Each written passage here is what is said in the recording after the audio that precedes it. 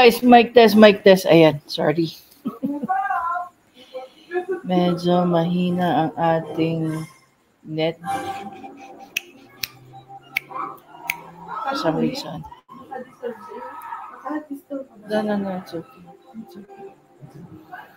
Anyway guys, what's up? My name is Sean Winnie today. Tara, pag-usapan nga natin at magre-react tayo ngayon kay Attorney Libayan.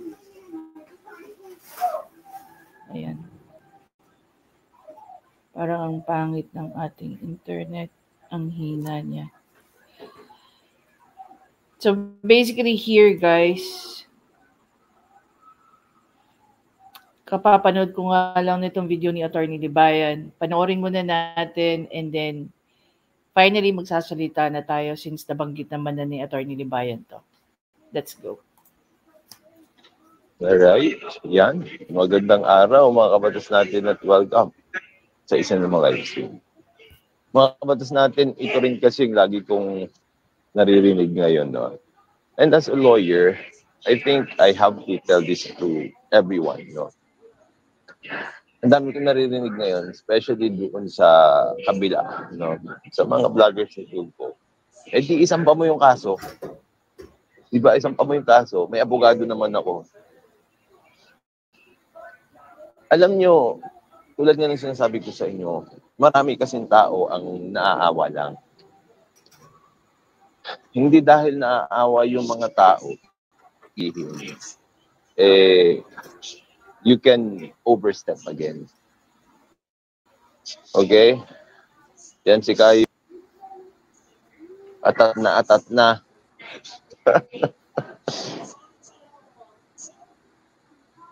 Parang awa nyo na. Ito rin kasi ang ano ko. Ito rin kasi yung gusto ko sanang ipahimatid sa inyo.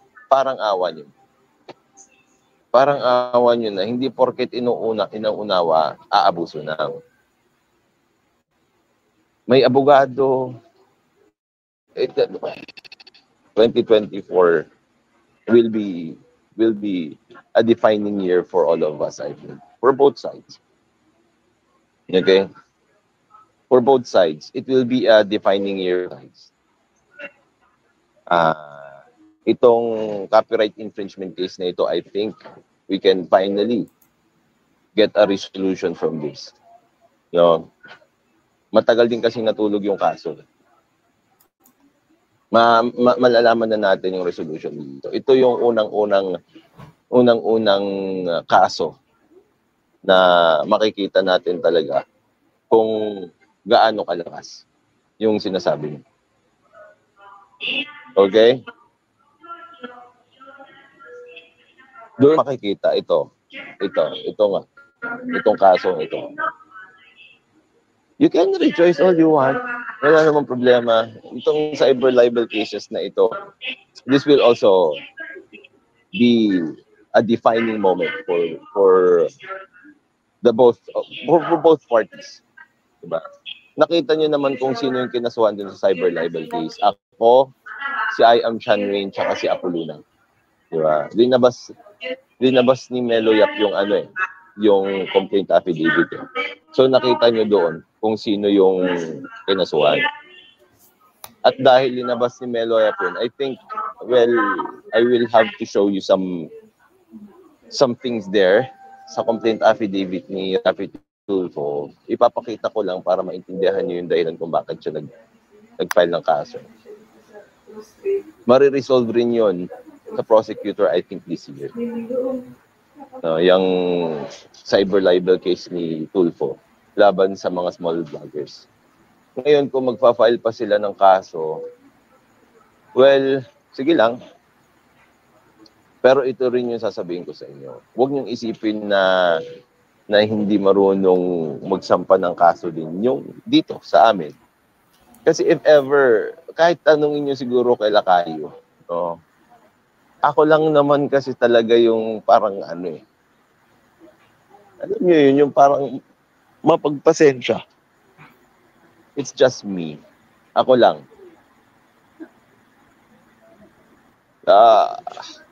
Kung wala ako, siguro madami na. Labo-labo na. Labo-labo na. Okay guys, I just want to make a very quick comment dito sa sinabi ni Atty. Libayan tungkol dyan sa siya yung dahilan kung bakit may mga tao na hindi pa nagpa-file ng kaso.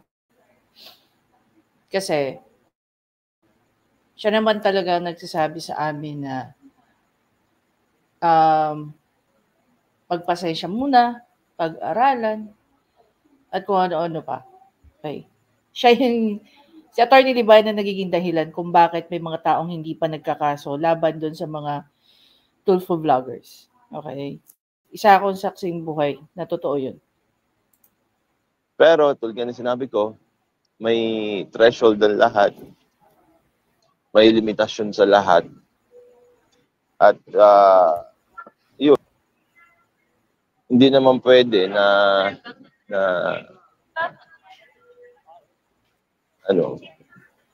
maabuso yung justice system. Pero I'm promising you, no, na magiging meticuloso kami.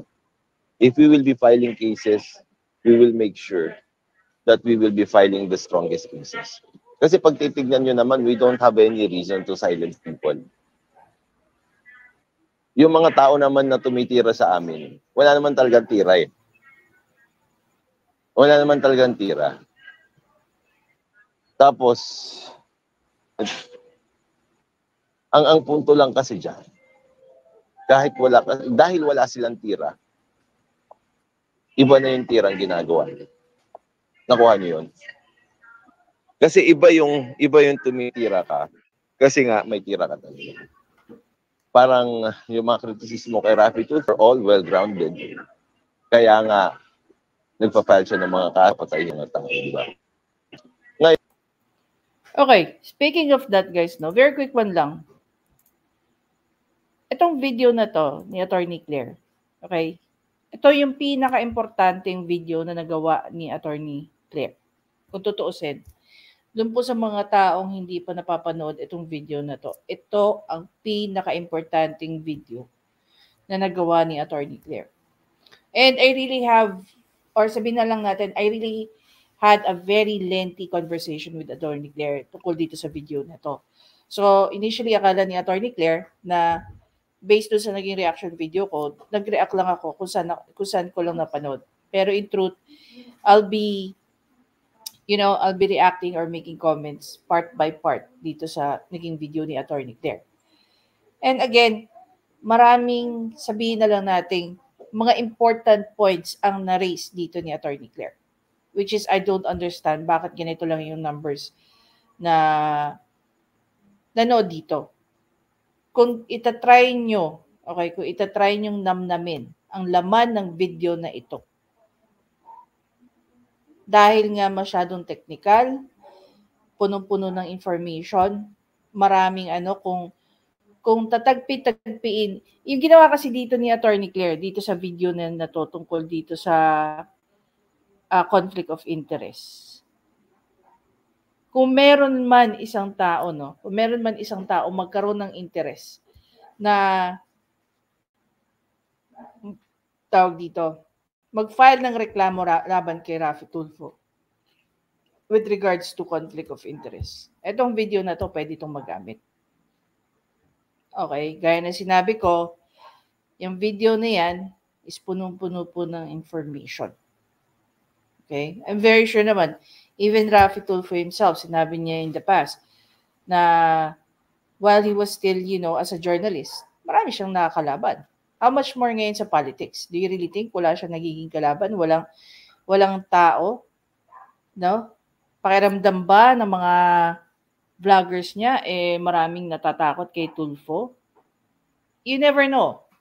Okay? Maraming usap-usapan, maraming mga plano na hindi naman din natin alam na nag-i-exist, di ba? Anyway, yan. Going back nga rito kay Atty. Libayan. Balikan natin si Atty. Libayan. ngayon, kapag dito naman sa side namin na magpa-file, what do you think is our purpose? Di ba? What do you think is our purpose? Hindi naman pwede na magpa-file kami ng kaso dahil gusto namin patahimikin yung mga tao na ano, na 1,000 views. Kasi pag titignan nyo, yung parang yun, it does not even, like, people don't believe them anymore. Itong mga taong ito, na mga tumitira ng below the belt, actually people don't believe them anymore. So if there is actually a case that we will be filing, it's actually for justice, para sa hustisya na, not for any other purpose. Diba? Kasi look, their views, when it comes to creating an impact in relation to this battle, no, against misinformation, against disinformation, you already lost. Kahit pre-promote kayo ni Raffy Tulfo, wala pa rin. Hindi umaangat yung views nyo, hindi umaangat yung subs nyo. You have to face that sad reality. Wala eh. Ano pang pwedeng gawin ni Raffy Tulfo? Wala na eh. Kaya nga siya nagsasampa na ng mga kaso. 'Di ba? Kasi wala na siyang pwedeng gawin. Ginawa niya na lahat para sa inyo. Para pataasin yung views nyo, pataasin yung subs nyo.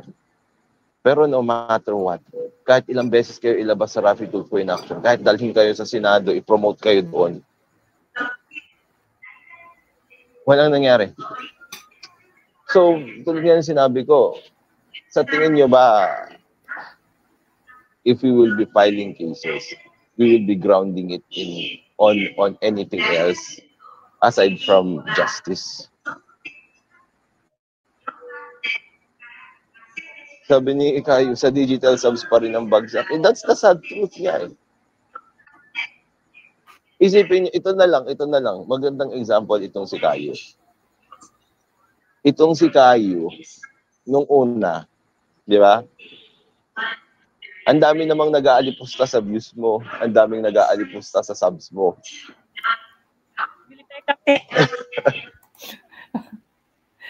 Hello po, Attorney Magalong. Nag-aantay kasi kami ng train. Coffee. Ito. Example natin si Kayo para umiyak si Kayo, ha? Yan. Yung mga tao na umaalipusta sa kanyang mga subs. 'Di ba? Hindi yan, ito.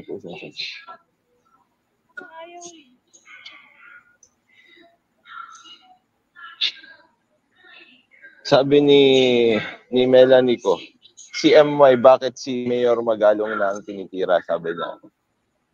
I don't know. Alam nyo, yun yung sinasabi ko sa inyo. Kasi tira sa akin. Kasi silang tira sa amin. Yun din ang sinasabi ko sa inyo na parang they are trying their best to look for something that will hurt me.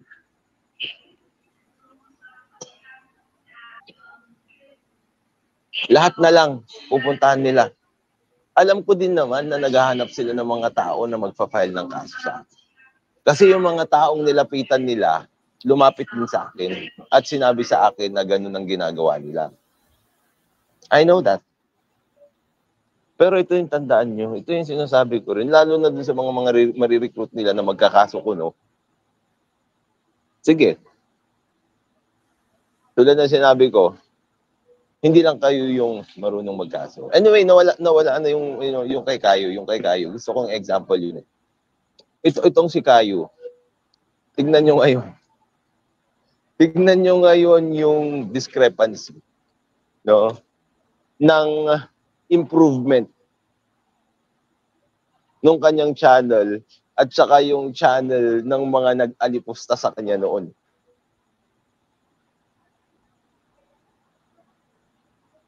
Di ba? Tignan nyo. Ngayon, well, they cannot boast about views anymore. They cannot boast about their subscribers. Kasi nga, mas sampal sa mukha yung ang dami mong subscribers, wala kang viewers.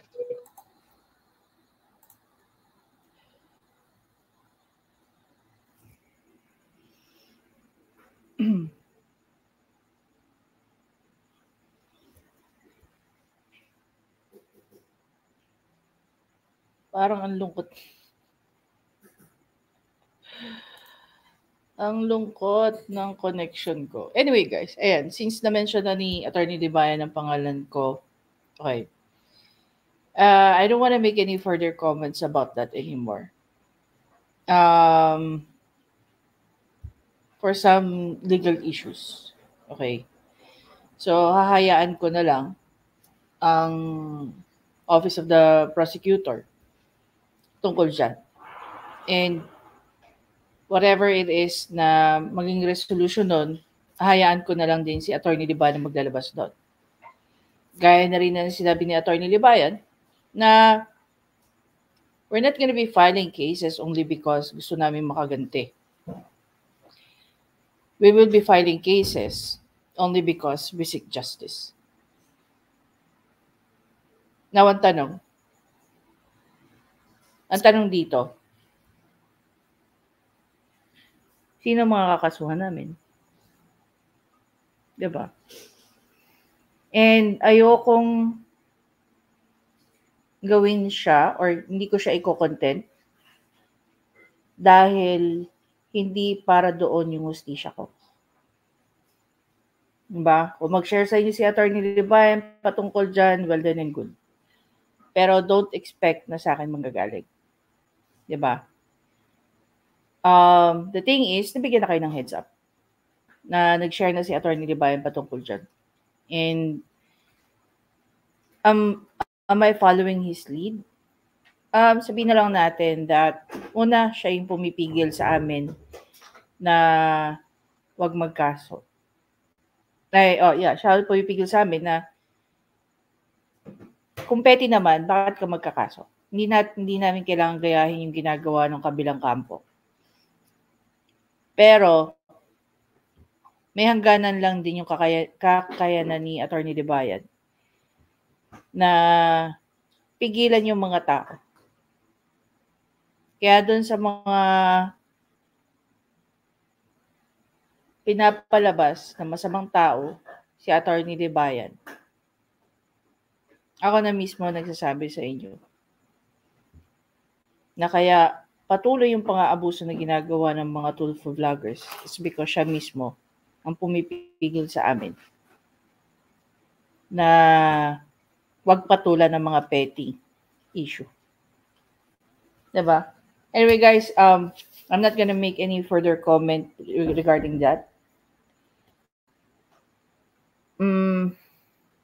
Hayaan ko na lang si Attorney Libayan kung gusto niya magbigay sa inyo ng mga updates or what. Hindi siya para gawin kong content.